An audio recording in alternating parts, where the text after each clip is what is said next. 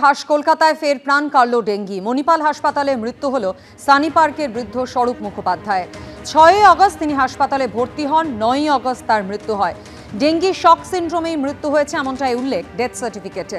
মৃতের একাধিক কোমরবিডিটি ছিল বলে হাসপাতাল সূত্রে খবর। আর মৃত্যুর পরই সানি পার্কে তৎপরতা পুরকর্মীদের। 4 অফিসারকে সাসপেন্ড করে তাদের বিরুদ্ধে এফআইআর দায়ের করতে বলেছিল নির্বাচন কমিশন, কিন্তু সে পথে হাঁটল না রাজ্য সরকার। নির্বাচন কমিশনের সচিবকে দেওয়া চিঠিতে মুখ্য সচিব জানিয়েছেন অভিযুক্ত এক এইআরও এবং এক ডেটা এন্ট্রি অপারেটরকে নির্বাচন সংক্রান্ত সমস্ত কাজকর্ম থেকে সরিয়ে দেওয়া হয়েছে। তবে বেনিয়মে অভিযুক্ত দুজন ডব্লিউবিসিএস অফিসারের নামও চিঠিতে উল্লেখ করেননি মুখ্য সচিব। অর্থাৎ রাজ্য সরকার বুঝিয়ে দিল নির্বাচন কমিশনের নির্দেশ তারা মানছে না। আরও চরমে উঠল সংঘাত। সোমবার জাতীয় নির্বাচন কমিশনকে মুখ্য সচিব চিঠি দিলেন ঠিকই, কিন্তু রাজ্য সরকারের যে অফিসারদের বিরুদ্ধে এফআইআর করার বা সাসপেন্ড করার সুপারিশ কমিশন দিয়েছিল তাদের বিরুদ্ধে কোনো ব্যবস্থা নিল না রাজ্য সরকার। বুঝিয়ে দিল নির্বাচন কমিশনের নির্দেশ তারা মানছে না। কেবলমাত্র অভিযুক্ত একজন এইআরও এবং এক ডেটা এন্ট্রি কর্মীকে নির্বাচন সংক্রান্ত সমস্ত কাজকর্ম থেকে সরিয়ে দেবার কথা চিঠিতে জানালেন মুখ্য সচিব। বেনিয়মে অভিযুক্ত দুজন ডব্লিউবিসিএস অফিসারের নাম চিঠিতে উল্লেখ করল না সরকার।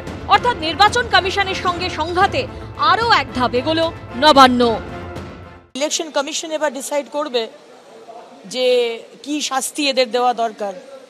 কারণ আজকে যদি এই ধরনের বুড়ো আঙুল দেখানো ইলেকশন কমিশনকে, এটা যদি পশ্চিমবঙ্গ দেখায় অ্যাজ অ্যান এক্সাম্পল, তাহলে এরপরে আরো বাকি যারা স্টেটস আছে তারাও এরকম করতে পারে।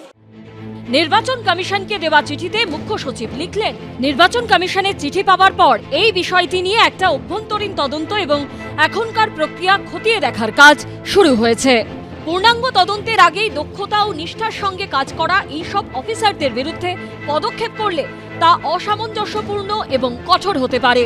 এর ফলে শুধু এদেরই নয়, ভোটের কাজের দায়িত্বে থাকা অন্য অফিসারদেরও মনোবল ভেঙে যাবে। শেষে লেখা হয়েছে প্রথম পদক্ষেপ হিসেবে ময়নার এইআরও সুদীপ্ত দাস এবং ময়নার ডেটা এন্ট্রি অপারেটর সুরজিৎ হালদারকে নির্বাচন সংক্রান্ত সমস্ত কাজ থেকে সরিয়ে নেওয়া হয়েছে। রাজ্য সরকার জানিয়েছে তদন্তের পর পরবর্তী অ্যাকশন টেকেন রিপোর্ট পাঠানো হবে। যখন নির্বাচনী আচরণবিধি চালু হয়নি, লাগু হয়নি, তার অনেক দেরি আছে, তখন থেকে নির্বাচন কমিশন একে সরাও, ওকে এই করো, তাকে তাই করো, এগুলো বলতে পারে না। নির্বাচন কমিশন যে 4 অফিসারকে সাসপেন্ড করার সুপারিশ করেছিল তারা হলেন বারুইপুর পূর্ব বিধানসভা কেন্দ্রের ইআরও দেবোত্তম দত্ত চৌধুরী, সহকারী ইআরও তথাগত মণ্ডল, ময়না বিধানসভা কেন্দ্রের ইআরও বিপ্লব সরকার ও এইআরও সুদীপ্ত দাস। এই 4 জন আধিকারিক ছাড়াও casual data entry operator Surajit হালদারের বিরুদ্ধেও এফআইআর দায়ের করার সুপারিশ করেছিল কমিশন, কিন্তু তা মানল না রাজ্য সরকার। ওদের কাছে তো প্রাণভোমরা তারা যারা নির্বাচন প্রক্রিয়াটাকে ভিসিয়েট করবে। ফলে কিছুতেই নির্বাচন কমিশন বললেও রাজ্য সরকার তাদের সরাতে রাজি না, কারণ এরা চলে গেলে গুটি নড়ে যাবে। রাজ্য সরকারের এই অবস্থানের পর রাজ্যের মুখ্য নির্বাচনী আধিকারিকের দপ্তর সূত্রে পাল্টা প্রশ্ন। যেখানে নির্বাচন কমিশনের কাছে ভুয়ো নাম তোলার ডিজিটাল প্রমাণ রয়েছে, সেখানে রাজ্য সরকার আবার নতুন করে কি তদন্ত করবে? সিও দপ্তর সূত্রে খবর, রাজ্য সরকারের চিঠির পরিপ্রেক্ষিতে নির্বাচন কমিশন আইনি পরামর্শ নিচ্ছে। মুখ্য সচিবের বিরুদ্ধে পদক্ষেপ করতে পারে কমিশন, আদালতেরও দ্বারস্থ হতে পারে। কি ব্যবস্থা নেওয়া হবে তা নির্ভর করছে জাতীয় নির্বাচন কমিশনের উপরে।